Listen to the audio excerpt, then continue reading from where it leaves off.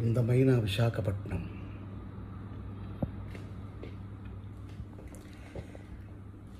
చూశారుగా, హోటల్లో ఉన్నాం విశాఖపట్నంలో.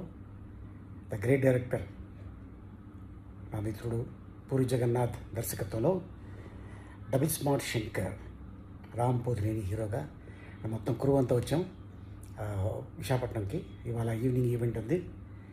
సో ఇంకొంసేపట్లో ఆ ప్లేస్కి బయలుదేరుతున్నాం. చూడండి ఎంత అందంగా ఉందో.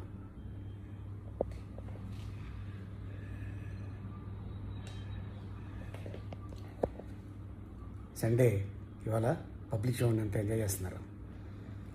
Okay, Yeah.